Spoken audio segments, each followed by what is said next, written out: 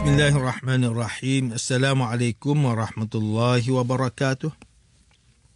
Innal hamdalillah nahmaduhu wa nasta'inuhu wa nastaghfiruh. Wa na'udzu billahi min shururi anfusina wa min sayyiati a'malina. Man yahdihillahu fala mudilla lahu wa man yudlil fala hadiya lahu. Asyhadu an la ilaha illallah wahdahu la syarika lahu wa asyhadu anna Muhammadan abduhu wa rasuluh. Allahumma salli wa sallim ala sayidina Muhammad wa ala alihi wa ashabihi wa tabi'in wa man tabi'ahum bi ihsanin ila yaumiddin. Amma ba'd. A'udzu billahi minasy syaithanir rajim. Ya ayyuhalladzina amanu taqullaha haqqa tuqatih wa la tamutunna illa wa antum muslimun. Yang berusaha Tuan Haji Ahmad Nazri Muhammad Yusof selaku penerbit rancangan tafsir Al-Quran dan seterusnya sidang pendengar yang dirahmati Allah. Bersama saya, Profesor Dr. Muhammad Najib bin Abdul Qadir, Pusat Kajian Al-Quran dan As-Sunnah, Fakulti Pengajian Islam, Universiti Kebangsaan Malaysia. Tuan-tuan, puan-puan, para pendengar yang dimuliakan, pada hari ini kita akan menyambung kembali rancangan tafsir Al-Quran bagi siri ke-110. InsyaAllah pada kali ini kita akan membincangkan mengenai pentafsiran ayat ke-54 surah At-Taubah. A'udzu billahi minasyaitonir rajim. Wa ma mana'ahum an tuqbala minhum nafaqatuhum illa annahum kafaru billahi wa bi rasulihi wa la ya'tuna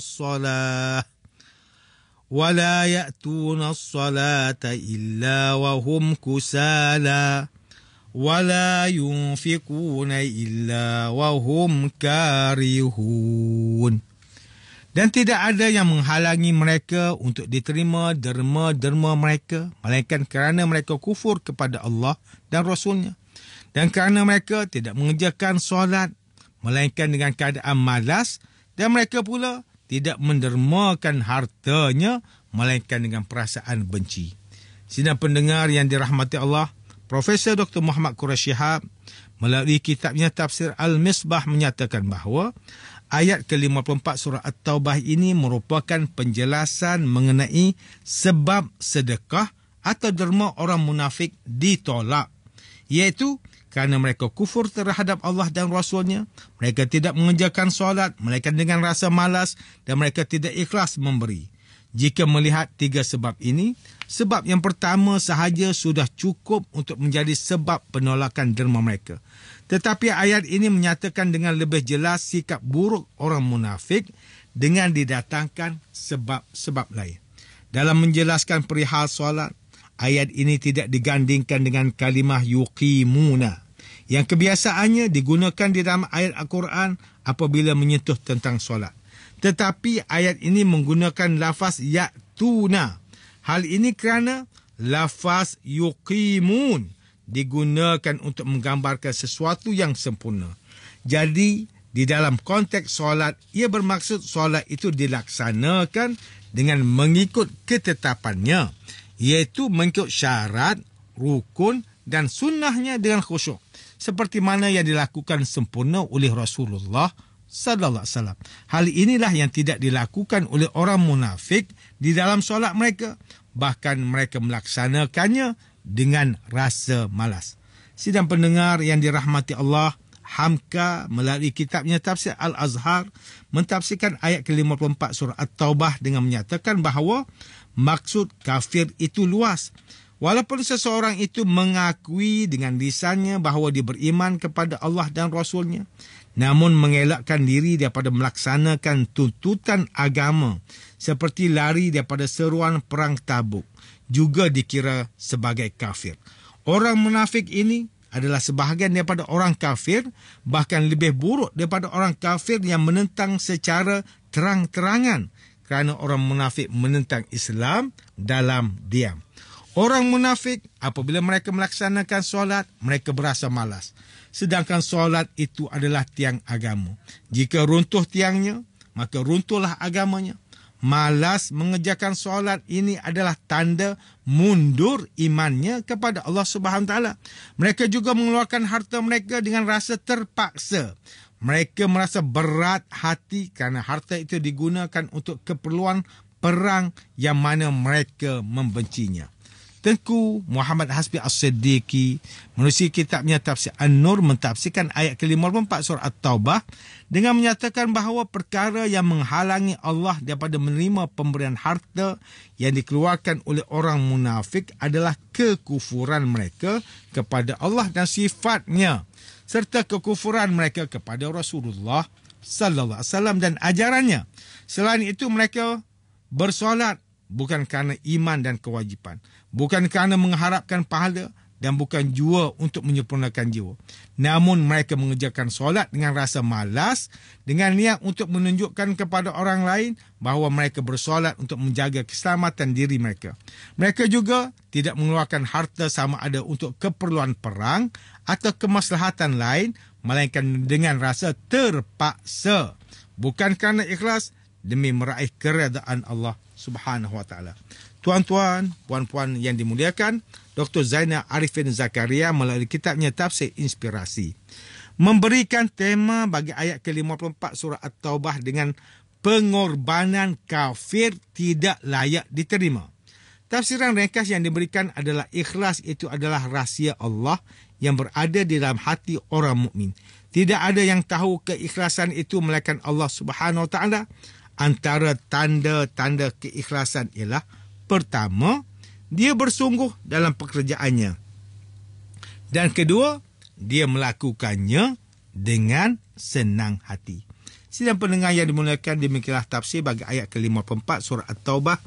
Menurut pentafsiran oleh para ulama, ayat ke-54 surah At-Taubah ini menerangkan 3 sebab penolakan nafkah atau derma oleh Allah adalah kerana kekafiran, malas mengerjakan solat dan tidak ikhlas dalam menderma. Ayat ke-54 surah At-Taubah ini menunjukkan kepada kita bahawa iman adalah asas untuk diterima amalan.